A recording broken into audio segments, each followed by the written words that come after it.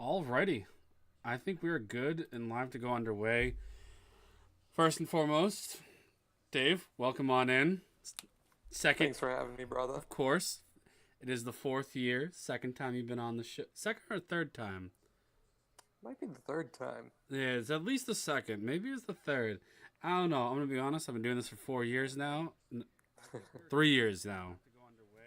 Can't stop, won't stop. Yeah. Can't stop, won't stop. Um, but yeah, I mean, I've had a lot of people on the show. A couple of people who have been on here once or twice. A couple of people who have been on here quite a bit. But I'm excited to talk football with you. And we spam. We only talk about three different things, and one of them is fantasy football. So it's we're gonna have some good stuff to talk about. We got an hour slate, so um, let's get underway. Yeah. Let's kind of talk about. Let's see. We each have two matchups that we're going to talk about. I know you have. I see the two that you have. If you want to get started, you could start talking about one of your matchups, and then I will go to one. You'll do your second, and then I'll do my second. Sure. The game that I thought was really fascinating was the Commanders and Bengals game that was on Monday Night Football. Now, there's a lot to unpack there with Jaden Daniels. He had an incredible game, showing really, really good signs for Commanders fans. The accuracy was there. He competed. He completed 21 of 23 passes, two throwing, two passing touchdowns. One was an absolute dime to Terry McLaurin, and he took the hit and still made an absolutely perfect throw. That was incredible. And he rushed for 39 yards and a touchdown as well. And his backs helped him out as well. Austin Eckler and Brian Robinson Jr. They each had a touchdown themselves. And the Bengals, they kept up with the Commanders. That first week against the Patriots was definitely a surprise by the Bengals in that regard. They went toe to toe with the Chiefs, and they went toe to toe for the Commanders for the most part in this game. Joe Burrow, he was 29 of 38. He threw for 324 yards, 3 touchdowns, no picks. One thing that was interesting was Chase Brown had a really good night. He didn't score a touchdown, but he did have 7 carries for 62 yards, good enough for an 8.9 average. And Zach Moss, again, getting some goal line usage right there. 12 carries for 58 yards. He ran one in. And fantasy owners who have Jamar Chase must have been very happy after that performance. He had a couple slow starts. Jamar Chase, most people were projecting him to be a first round talent. There was the issue surrounding his contract situation. There was a hold-in. Some days he'd participate in camp, other days he wouldn't. So there were a lot of question marks surrounding Jamar Chase, but he got 6 catches for 118 yards and 2 touchdowns. Did he go later than the first round in your league? No, I think in my league he was 7th overall. That's hilarious because he was 7th overall in my big money league too. Like, I know you said like I thought he'd be a first round talent and everything, and I was like, well, hold on a second, did he not go first round? Like I think because he was supposed to be like a top 4 pick talent, and then he dropped to 7. But yeah, no, he definitely. I think for both sides of the ball, this was kind of like a welcome to the season game because like the Bengals played how we thought the Bengals would play this year, and Jaden Daniels kind of was like, "Hey, welcome to the Bigs, kid." Like he had his true debut game, so it was really fun to watch both teams Monday night.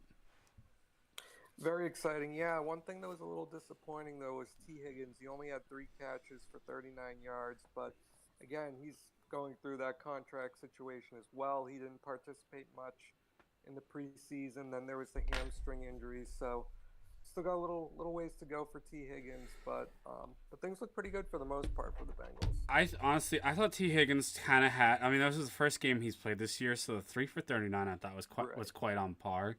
I think next week will be the true test to see how he does. Is he another 3 for 29, 3 for 39, or is he gonna start getting more passes, like more catches, more yards, et cetera, et cetera?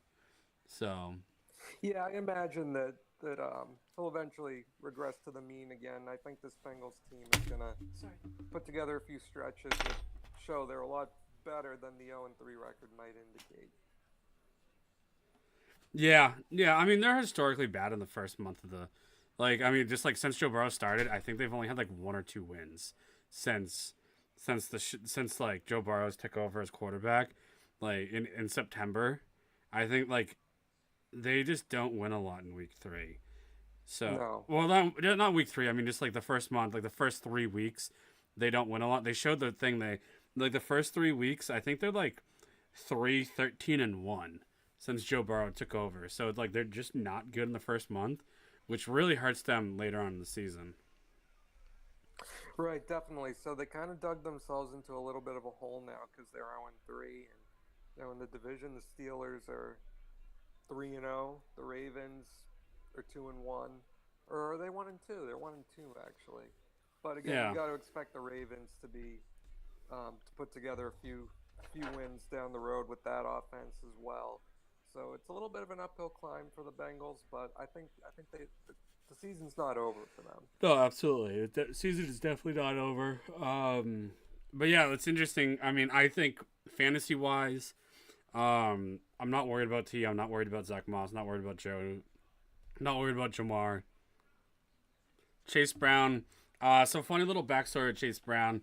So last August of 2023, there was some buzz that he was going to start splitting reps with Joe Mixon. And I saw the buzz thing, so I dropped a rookie running back last year to pick up Chase Brown to try and get ahead of the league and have it pay off. That rookie who I dropped was Kyron Williams. Ooh. And I dropped him 2 days before week 1. Oh, no. Yep. So that was a crumbler. But then the same thing happened again. He was a lot of buzz about him splitting reps. And Monday night really showed that, he might be a good flex option in bigger leagues. To have, like, it's a running back. You need multiple running backs. And B, he might be a viable flex option. Yeah, one thing to keep in mind, though, with Chase Brown is he's ceding a lot of the goal line work to Zach Moss. So that puts a little bit of a cap on that ceiling. But like you said, his efficiency was off the charts. And he also had a couple catches. But that efficiency was great this past week. Yeah. Honestly, I think pretty much all the big names on both sides of the ball. So even like Austin Eckler, Terry McLaurin, Jaden Daniels. Right. I think that they kind of proved that they're going to be like they're still worth, and Brian Robinson too. Like they're still worth stashing. It's not like kind of like a Mike Gesicki situation. Like it's just not because like they like the rookie all junior or whatever his name is. Like, so it's like Gesicki, like, yeah, you could drop him, but pretty much anyone else on both sides of the ball, I think it's still worth keeping fantasy wise. Absolutely. I mean, I looked at Brian Robinson earlier. He, if I'm not mistaken, is the number 15 running back in my league. Yeah. Just want to double check that real quick. You have ESPN. You're an ESPN, so your stats are not accurate. I will rag you until the day you guys switch to the Sleeper app. But yeah, I mean, he's definitely top 20 at running back. He's a good RB2, flex RB to have. And they're still, I think, a run-first team for the most part. Jaden Daniels did really good throwing the ball, but I still think they're run-first. Absolutely. All right. Do you have any last words for that game before I talk about my first matchup? Yeah, I guess the one thing that I would add about the Bengals is Bill Belichick used to say, you don't know what kind of team you have until October. So if you're the Bengals, let's see how they do in October, and then we'll determine whether or not that bodes well for them for the upcoming season. Yeah, absolutely. All right. I come to agree with you on that one. Bill knows what he's talking about for sure. First game I'm going to talk about is the Detroit Lions and the Arizona Cardinals. A lot less scoring than I thought there was going to be in this game. Jared Goff, I just don't know how to read him. He was 18 for 23, but he only had 199 passing yards. He did throw 2 touchdowns, but he also threw technically 2 interceptions, but only 1 counted. And then on the rushing side, you had David Montgomery who feasted 23 carries, 105 rushing yards and a touchdown. Jahmyr Gibbs had 16 for 83. There's nothing to sleep on either. Yeah, with David Montgomery, one thing you always got to keep in mind is that goal line usage, and he's their go-to guy in those situations. So while Jahmyr Gibbs does have that upside with regards to receptions, David Montgomery tends to get most of the touchdowns. Oh yeah, absolutely. Speaking of touchdowns, actually, the receiving side, Amon-Ra St. Brown, he did have 7 catches for 75 yards and a touchdown. Sam Laporta had 2 for 36. I'm pretty sure he got hurt at one point, right? Yes, he did get hurt. He did leave with an injury. I think, if I'm not mistaken, he's going to be good to go on Sunday. But yeah, he got a little bit banged up. Yeah, and then the funny stat line is Jahmyr Gibbs did not have any catches, but he did have 20 receiving yards and a touchdown, which is funny. So big controversy on that. Do you think Josh Allen deserves not Josh Allen. Where did I get Josh Allen from? Do you think Jared Goff deserves a passing touchdown on that play? I'd have to say no. I mean, that's just such a hard question because, was it a pass? Was it a handoff? I mean, just because it was a flea flicker, just because the hook and ladder was involved. From there, I'm going to count it as a rush. I would count it as a rushing touchdown for Jahmyr Gibbs because it's kind of like getting a handoff. I think once that ball is lateral, I think that kind of goes off the table as a passing touchdown. So here's where I differ with you. Because it was past the line of scrimmage, I am going to say it deserves to be a passing touchdown. Now, if the hook and ladder happened behind the line of scrimmage, I'd say count that as a running play. I got you. Yeah, that's a good argument. Yeah. So then on the Cardinals side of the ball, it was kind of very similar information. I mean, Kyler Murray had 207 passing yards on 21 of 34, had a touchdown and an interception. Kyler Murray did scamper quite a bit, 5 for 45 yards. Pretty much anyone else running-wise didn't do anything. Michael Wilson actually had a really good day at 8 for 64. Marv also had 5 for 64 and a touchdown. Dortch, Trey McBride, they chipped in a couple catches as well. But yeah, I was expecting the score to be like 45 to like 39 or something. I don't think it was. I did not think it was going to be a 20-13 final. Yeah, the Cardinals' offense played really well against Buffalo, and they played really well against the Rams. That was the game when Marvin Harrison had 4 catches for like 100 yards in the first quarter. Yeah. Yeah, I thought they'd probably keep up a little bit more with the Lions, maybe make it a bit more interesting, but yeah, very interesting. Michael Wilson, he had 9 targets too. That's really impressive. Yeah, he's kind of a waiver wire darling this week, I would imagine. I wouldn't put too much stock into him. If he does it that last week and this week, then yeah, I'd put stock into him. But this could just be a one-off performance. But yeah, I don't really have anything else to say here. If you want to pick up your second game you wanted to talk about, we can go with that. Sure. This one was a little bit of a rock fight. It was the Philadelphia Eagles and the New Orleans Saints, and not a whole heck of a lot of offense. Well, I should say that. It was a rather low-scoring game, 15-12, but there's quite some interesting things that happened here. So Jalen Hurts was really efficient. He was 29 of 38 for 311 yards. That being said, he didn't throw any touchdown passes. He had the 1 pick, and Philly kind of got themselves into a lot of trouble going forward on 4th down. There were several opportunities where they could have opted for the field goal, but in this analytics age, they ended up going for most of the plays on 4th down. Which I hate. They did have some. I hate that. Oh, yeah. I hate that. If you're inside the 40, just go for the points, dude. Go for the point. Take the points. I mean, how many times do you see a game that's like they lose like 31-27, and they went for it 4 times on fourth down. It's like, dude, if you just kicked the field goal twice and made both of them, you win the game. Like, you know what I mean? Like Dan Campbell last year in the NFC Championship game, they didn't go for the 3 on fourth down, and they could multiple times during that game. It's like, dude, just like, okay, if you're at the 45, 46, 47 yard line, I can understand it to a degree. I mean, the kickers are so good this year, but like, you know what I mean? It's just like, I can kind of understand it if you're like pretty much at midfield, but if you're inside the 40, I mean, you're looking at like less than a 50-yard field goal. Most kickers should be able to hit that. Just go for the points. Exactly. Take the points. Don't overthink it. A, it helps fantasy people. B, it helps your legit team. C, it wins games. Right, definitely. And Saquon Barkley, he got off to a little bit of a slow start, but he really boomed in the second half. He had 17 carries for 147 yards with 2 touchdowns. He could very well be the MVP in fantasy this season. He's putting up really ridiculous numbers. I don't know. He went, I believe it was 8th or 9th overall. I'm sorry, who again? In my league. Saquon Barkley. Let me just see. Saquon in my league went 13th overall. Oh, wow. And in my streamer league, he went 12th overall. It's just he had the bad history with the Giants.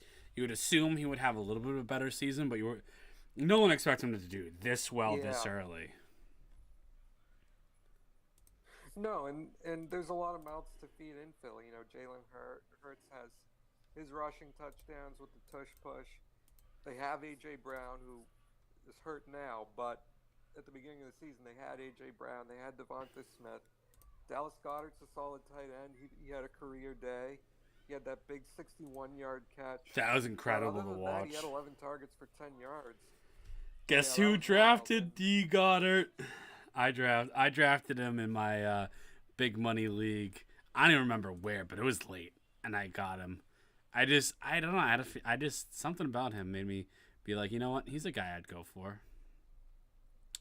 Yeah, so I was pretty happy in my league because I have T.J. Hawkinson stashed on my bench, and I know I'm not going to have him for a while. So first what I did was I went with Pat Freiermuth. I wasn't too impressed. Thought maybe Colby Parkinson had more of a ceiling with the Rams. Yeah, whoever gave that suggestion is a dummy. So I was surprised to see that Dallas Goedert was on waivers. So I dropped Colby Parkinson and got Dallas Goedert, and I lucked out right there on the waiver wire. So absolutely. So that was a very nice surprise. So hopefully he keeps that up. And so then we go ahead to the Saints, and it looks like the Eagles kind of figured it. The Eagles defense figured out how to take care of the Saints right there. They limited Derek Carr to only 14 of 25, under 200 yards. He had 142, a touchdown and a pick. And Alvin Kamara, he too had a good number of rushing yards. He was 26 of 87, but that efficiency wasn't there. Only 3.3 yards per carry. No touchdowns. Chris Olave was nice to see. He had a good day. He was going high in a lot of leagues. A lot of people projected him to be maybe a second or third round receiver. He had 6 catches for 86 yards and a touchdown. I know he doesn't tend to get too many red zone looks, but today, you know, he did very well. He caught all 6 of his targets, and after that, it was Alvin Kamara who had 3 catches. And you can expect Alvin Kamara to get those 3 catches on a fairly regular basis. So yeah. Even though the efficiency wasn't quite there, it was still a pretty good day for Kamara. Just not quite what he did in weeks 1 and 2. Yeah, I mean, Kamara's always going to get the volume, so you don't really have to worry about Kamara. The one you really have to worry about is Olave. Is Olave going to get targeted this week, or is he not? Kind of. And then like another one that you didn't even mention, Raheed Shaheed. He bageled. Oh right. 5 he 5 targets. This week. 5 targets. I faced him. I played him weeks 1 and 2 in my streamer league, and he popped off.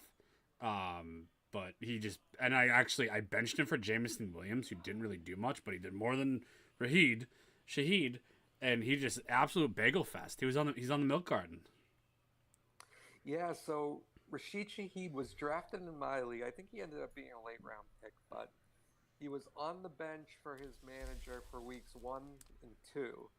And then his manager gave him the start for the first time in week 3, and of course, the dud. Yeah, he's probably going to get insta-benched. But... So yeah, that pretty much wraps it up here on my end as in terms of Eagles Saints. All right, I'm gonna go into my next game. A little bit of a time crunch, so I'm gonna go a lightning round for this one. Sure.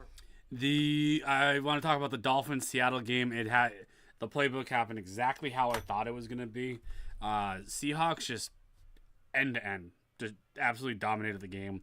Skylar Thompson and Tim Boyle did not have it. Devin Akane, 11 for 30. Jalen Wright, 2 for 17. They ended up even bringing in Jeff Wilson because the game got so out of hand, who was 3 for 14. Tyreek, I was expecting a random touchdown here out of him, but his 3 for 40, I was expecting.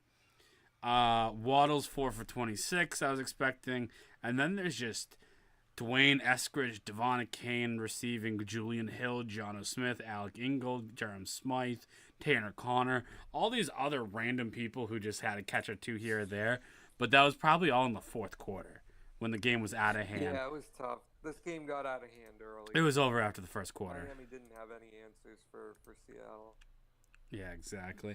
Not going to say Seattle's defense is a defense to roster and anything, but I do think that it was just they were primed for picking just because Skylar Thompson does not have it. I'm surprised he is in the league, to be honest with you. Yeah, I don't know why they don't try to pick someone off like Mac Jones. Just say, hey, you just make a trade for him or something. Yeah. Yeah, Mac Jones, he played with Jalen Waddle at Alabama, so there might be a little bit of chemistry there as well. Yeah, you never know. Certainly nothing to lose. Absolutely. However, on the Seahawks side, Geno, 26 for 34, 289, touchdown, 2 picks. Not great, not terrible. Fantasy-wise, I think that's only like 15, 16 points. So, but then again, quarterback points have been down this year in fantasy. Zach Charbonnet did have a good day, though. He had 91 rushing yards and 2 touchdowns. He also had second good game in a row. Yeah, exactly. And he also had 3 catches for 16 yards. DK Metcalf had a DK day. He was 4 for 104 with a touchdown. Noah Fant, sneaky 6 for 60. That's 9 fantasy points. That's in a year where tight end points are kind of hard to come by. I don't know if anyone would have ever played him, but I think that would have been a sneaky good play. Yeah, people have been expecting Noah Fant to break out back from when he was with the Broncos. Yeah, I had him with the Broncos for a little bit. Yeah, I mean, the Broncos were very high on him. And then when he went to Seattle, you kind of thought the same thing. Well, the problem was when he went to Seattle, there was 4 other tight ends in the room. You had Will Dissly, Kobe Parkinson, Noah Fant, and there was one other person too. I can't remember who the last person was, but they just had too many tight ends, so he just wasn't getting his share. But now he's like the only tight end there. Kind of rounded off. Tyler Lockett had 546, and JSN had 3 for 39. With this game being over pretty much after the first quarter, you weren't expecting a lot out of the receiving core because they were probably just going to run the ball. No. Yeah, run the ball and chew clock to end the game. Exactly, and that's what ended up happening. The Seahawks blew them out early, and Miami just couldn't get anything going. Exactly. Alrighty, so that's pretty much our little recap on a couple of things we wanted to pinpoint on. Moving forward now, we're going to talk about our 2 studs and our 1 dud of this past week. I will go first because you do not know who mine are. Cool. I know who yours are because it leaked in the chat. My first stud was probably the waiver wire darling of the year. Putting it out there right now. Jawan Jennings. He had 42 fantasy points, 11 catches, 175 yards, and 3 touchdowns. Absolutely dominated. A lot of people went to pick him up because with Debo going down, Kittle, who knows? We obviously know about Christian McCaffrey. It's like well, someone's gonna step up, and pretty much they're like, Jawan's done it before. Let's hope he does it again. He did it again, folks. Yeah, another thing with Jawan, Brandon Ayuk is still in the lineup, but remember, Brandon Ayuk held out for all of training camp, so he's still trying to get back on track at the NFL pace and trying to get his go back to building that rapport with Brock Purdy. So this was a great opportunity for Jawan Jennings to step up and have a great day. Yeah. Oh yeah. And my next one is a kicker, Will Lutz, 16 fantasy points. That will win you weeks. When your kicker gets you double-digit points, you have a good chance. When you get into the mid-teens, close to 20, it's probably going to be the difference maker in your matchup. So I had to go Will Lutz. Give him his flowers. I mean, the prior weeks I've been going defenses, but this kick, I mean, Will Lutz stuck out. Like he did well. And then my dud, I hate to say it because he's a hometown player, but it was Ramondre Stevenson. 0.3 fantasy points. Right. He had 23 rushing yards, and he lost the fumble. Yeah, fumbling has been an issue for Ramondre Stevenson, and it's tough to see because he's such a great talent, but that offensive line is just so suspect.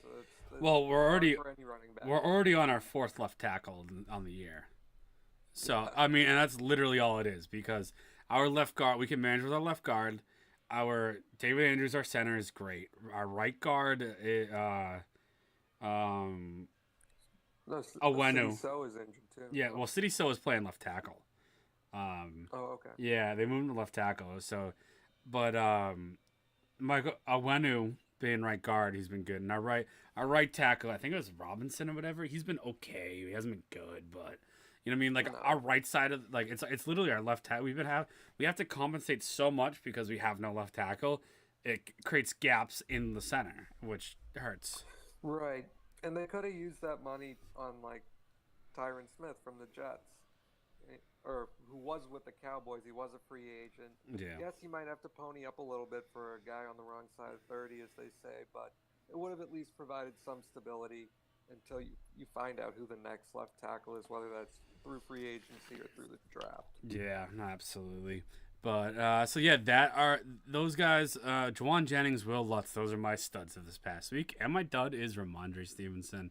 All right, I did not put it in because I always put him in on the cast. Who is your first stud of this past week? My first stud is Kyren Williams. He had a great day for the Rams. He had 24 carries for 89 yards. He had 2 touchdowns, 2 rushing touchdowns, and then he had 2 catches for 27 yards and a receiving touchdown as well. So far this season, he has 4 rushing touchdowns and now a receiving touchdown. That goes a very, very long way because the efficiency hasn't been quite what we expected. But those touchdowns, you add 1, 2 touchdowns every week, that could really make a game for you. And with the Rams being down Puka Nacua and Cooper Kupp, they're going to be leaning more on Kyren Williams. It was thought that Blake Corum might have a role with this team and that might cut into Kyren Williams' usage. But at this point, Kyren Williams is the bell cow. Absolutely. He's dominating on the snaps, and Blake Corum really hasn't been a factor. So this backfield is belonging 100% to Kyren Williams. Yeah, no, I agree with you 100%. Unless he goes down with an injury, it's all Kyren. All right, who is your second stud? My second stud was the Green Bay Packers. And now, yes, the Packers were playing the Tennessee Titans, but they had 2 interceptions, a fumble recovery, 8 sacks, and a touchdown. In my league, that was good for 36 points. Now, you might say, oh, that's the Titans. That's the Will Levis effect. But remember, they played the Philadelphia Eagles in Week 1. And they got 2 interceptions and a fumble recovery and 2 sacks. But they let up 30. They let up 34, though. Yes. Sorry, I was looking at the Indy. That was the one I was looking to focus on. They had 3 picks against Indy and a sack. Yeah. 10 points. Next week's going to be a little tricky. Minnesota, but yeah. I think they really balled out against the Titans. I think Green Bay defense is the type of defense. If you're a two defensive person like me, I have I almost always roster two defenses. They're a good one to play because like Indy, Tennessee, Rams, maybe, Jacksonville, right, Chicago, maybe, Miami, one Detroit week, New Orleans. You know, like you know what I mean. Like you can plug and play them here and there. Like they're not going to be every week, but here and there you could probably play them and get some value out of them. Yeah, if you get a good matchup, they can really perform well for you. Oh yeah. All right. Funny thing is, I faced Kyron and Green Bay D, but I still managed to win my matchup, so I'm grateful. There you go. Right. So my dud of the week is Mark Andrews. I don't know what is going on with Mark Andrews and the Ravens. I know the Ravens got blown out early, but he only had one target. I just don't think he's healthy. Yeah, it's interesting because of that accident that he had. But so far this season, he's combined for 65 receiving yards on 6 catches. That's like good for a week, but not for a season. Right, exactly. And Mark Andrews was one of the first tight ends off the board. I think most people probably ended up going with Sam Laporta or maybe Travis Kelce. But people invested early in Mark Andrews, expecting him to have a role on this team. But so far, it just hasn't shown. And in my league, he had 3 points in week 1 against Kansas City, 9 points against the Raiders, and then that 0 for the Dallas game. So I think if you invested early in Mark Andrews, I think there's quite a bit to be concerned with. He actually was the 1, 2, 3, 4th tight end off the board in my league. Kelce, Laporta, and Trey McBride went ahead of him. Interesting. So, yeah. But, alrighty. So, our just kind of quick little snippet looking forward into week 4. We're not going to get too much into it because that's what next week's cast is going to be about. But we are going to make a bold prediction and see how it went, how it goes. Like last week, I said Saints beat Eagles. That was wrong. And then my guest said 2 touchdowns from the Panthers. They got more than 2. So, my bold prediction this week is I think Jared Goff is going to finally throw 3 touchdowns this week. They're going to have at least 21 points, and but three touchdowns from Jared Goff. That's what my bold prediction is. He started out slow. I mean, 13 of his 14 first games are in a dome. He's gonna have a good week, and I think next week is gonna be the week. Yeah, I think my bold prediction this week. I think Saquon Barkley is going to have at least 2 rushing touchdowns. This is still a banged up Philly team. A.J. Brown still has the hamstring issue. Devontae Smith got a concussion against the Saints.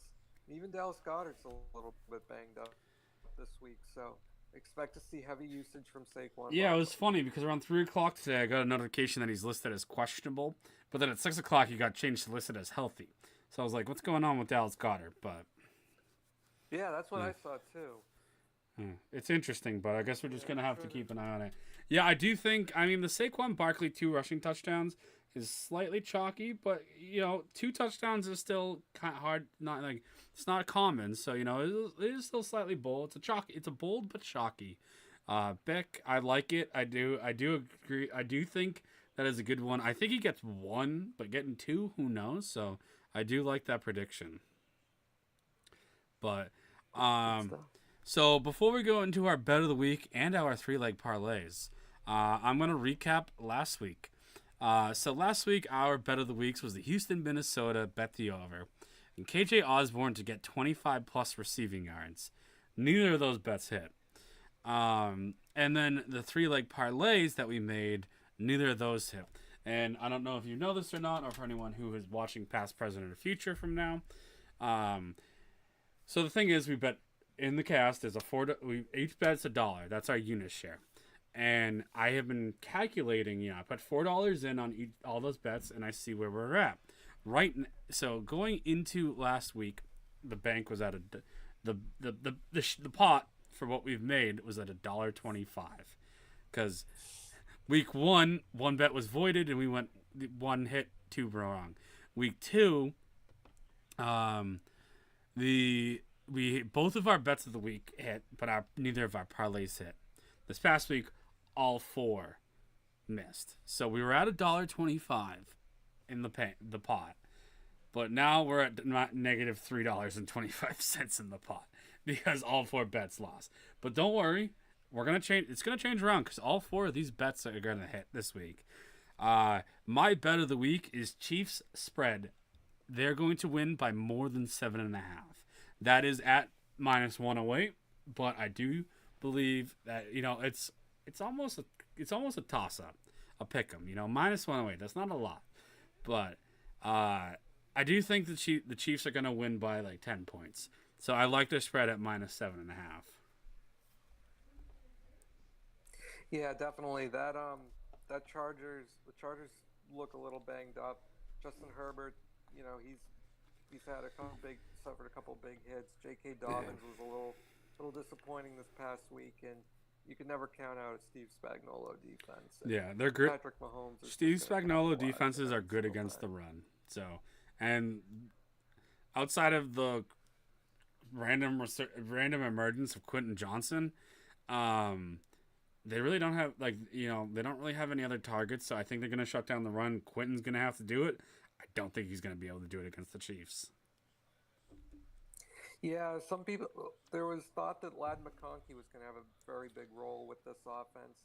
There isn't much competition, but he's gotten off to a little bit of a slow start. Like you said, Quentin Johnson kind of came out of nowhere. He had a quiet rookie season, but he's done pretty well so far. Oh, yeah. All right, what is your bet of the week? My bet of the week is David Montgomery, anytime TD at -135. Now, the thing you got to keep in mind with David Montgomery is that's the role he has in Detroit, is to pound it in at the goal line when it gets tough. He does it time and again. And what makes him so valuable is he's a guy that you can draft in like maybe the 5th or 6th round in a 12-team league, maybe even the 7th round if you're lucky. And he's got a very, very high floor. Whereas Jahmyr Gibbs, he goes very early, like within probably rounds 2 or 3. But you got to wonder when you draft Jahmyr Gibbs how many touchdowns are going to be taken away and given to David Montgomery. Yeah, Jahmyr is going to need a tough down. He's going to need a strike from. Oh, yeah. They're going to need to be at like the 20-yard or further away for Jahmyr to strike. Exactly, and David Montgomery, he's a tough downhill runner, big bruising running back, a lot of strength, and he's just really able to push right into the end zone, whereas Jahmyr Gibbs is more athletic, more finesse, receiving back. Absolutely. So now we're going to go into our 3-way roast beef parlays of the week. So my 3-way, I normally go really crazy with the parlays, but they haven't been hitting this year, so I toned it back.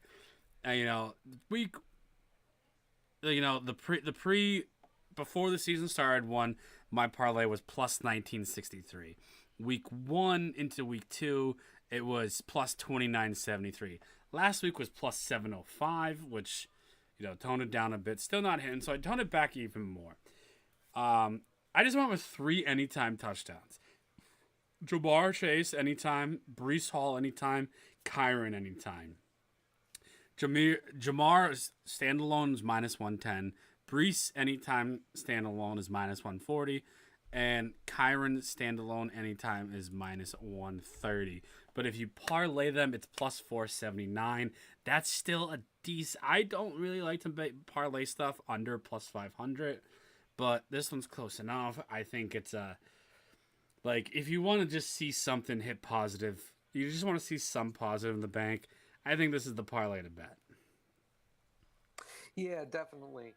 I think Jamar Chase is that was kind of a breaking out game for this season. I think he and Joe Burrow are gonna, continue to build on that connection that they have, and he's just such a big part of that offense. And while T. Higgins is still coming back from that injury, and Zach Moss is more of a situational guy, I think Jamar Chase is gonna will have a big game for most of the season. Okay, yeah. All right, let me hear your three-way parlay this week. Sure. So my 3-leg parlay is first is the Steelers as the 1.5-point favorites over the Colts. Anthony Richardson, he can make those really, really big plays like that huge throw to Alec Pierce. So wait, you're going Steelers spread? Yes. And it's plus 1.5. Minus 1.5. Oh, minus 1.5. Okay. Yeah, and then I like what Justin Fields has been able to do with the Steelers team. It's not the prettiest offense, it's not the fastest paced offense, but I think it's enough to get the Steelers to be like a 500 caliber team, kind of stay in that playoff hunt, and you just never know what you're going to get with Anthony Richardson. Another 9-8 year. Yeah, another 9-8 year. So I'm going with the Steelers right there. Now this was interesting. I have Miami against the spread. Miami plus 1.5 over Tennessee. I know 2 is not there. I know it's going to be Skylar Thompson or who was that other guy? Tim Boyle. Tim Boyle, that's right. But this is Tennessee. They turn the ball over a lot, and if Devon Achane can get busy, then he could have a very good day because Achane, well, his rushing metrics haven't been great. He's really emerged as a receiver this year. I know last week was kind of an ugly game, but it was ugly for everyone on the Dolphins. But I mean, don't sleep on Miami D. Miami D could even score. Oh, definitely. And with Devon Achane in Week 1 against the Jaguars, he had 7 catches for 76 yards against the Bills, and that was a game that Buffalo pretty much dominated. He still had 7 catches, 69 yards, and a touchdown. So he's become a two-dimensional player, not just running on the ground, but he's emerged to be used heavily in the passing offense for the Dolphins. So I like going with the Dolphins. I just don't trust Will Levis just yet, at least in this particular matchup. And the third leg is Caleb Williams, who is at minus 220 for 200 plus yards against the Rams. And I am taking Caleb Williams. This Rams pass D has not been good. It's been a bad start for the Rams. In week one they had Brock Purdy. He threw 292 yards. He threw 3 touchdowns, no interceptions. And then when Kyler Murray, he went cooking on week 2. Kyler had 266 yards, 3 touchdowns, no turnovers. So I think this is a really good opportunity for Caleb Williams to build on that nice connection that he had with Rome Odunze last week. And with DJ Moore, I think this could be a breakout game for Caleb Williams. All right. What was the betting odds for the Steelers Miami spreads? Steelers was minus 1.5. Miami was plus 1.5. Well, I'm talking about the betting, like how Caleb Williams 200 plus passing yards is minus 220. You said. Yes. Come on, let me take a look. That was on the. Could have written that down. It was on DraftKings. One moment.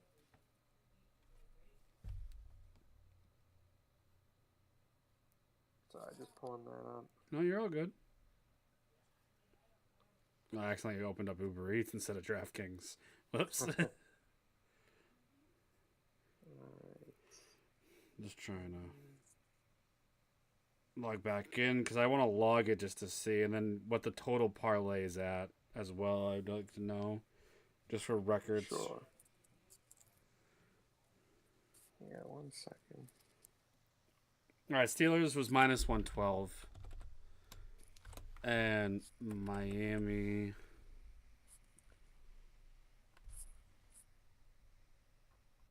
Where the heck is Miami? Oh, their Monday night game? They were also minus 112. Yes. Oh, interesting. So yeah, and do you know what the parlay total was at? I do not know. Sorry, I can cook it up right now and find out for you. Minus 112. What was it? Steelers. Steelers minus 112. And then the Bears. Game lines. Passing props. Caleb Williams 200 plus, you said? Yes. Is that in like alternate passing yards? No. It shifted a little bit because I see it's minus 225 for 200 plus. So that's plus 417. There we go. That's not too bad. All right. Awesome. I can't wait for all 4 of these to hit. Me too. Yeah. We'll be wealthy by next Wednesday on the cast we'll be able to make all the bets. So there we go. I'm actually looking forward to it. It's a little recap. My three-way parlay is Jamar anytime, Brees anytime, Kyron Williams anytime at plus 479. Dave, yours was Steelers minus 1.5, Miami plus 1.5, Caleb Williams 200 plus passing yards is at plus 417. I am stoked. I can't wait to watch football this week. Tomorrow we got Dallas and New York. So I'm expecting a good first half. Second half, we'll see how it goes. But yeah, we got football this week. I might actually miss some football this week. I gotta go to Maine and help close up the campus a little bit. So I'm probably gonna be missing the 1:00 slate, which kind of stinks, but it is what it is. That's tough. The summer's over when it's time to close up around late September, early October. Yeah, I should have took Friday off so I could go up Friday morning, do my stuff, and go home Saturday night, so I could be home to watch football with the boys on Sunday. But I guess I'll take 1 week off. Yeah, definitely. Yeah, hopefully, if I lose this week in fantasy, I know that's the recipe for a loss. That's the reason why. So I'm not doing it anymore if I lose this week. But all right, Dave, that is gonna be it. We actually we got some good. We were right on schedule, perfect. I think we covered everything we want to talk about. I think we talked about everything we wanted to talk about. So I'm actually, I'm pretty stoked where we're at right now. I just want to say, as always, thank you for coming onto the show and talking sports with me. We got 8 weeks until we talk again. So yeah, I'm sure the fantasy football landscape will look a lot different by then. But I'm excited to see how it develops these next few weeks. Oh yeah, I mean it'll be a whole new season next time we talk. Exactly, we'll be getting ready for playoffs. Oh yeah, absolutely. Well, Dave, as always, I just want to say thank you for hopping on, and I hope you have a great rest of your night. You too, Hambone. Thanks for having me. All right, see you, dude. All right, everyone, that is going to do it for me. Yeah, I'm going to sign off. I will see you guys next Wednesday. Tony's going to be back on, so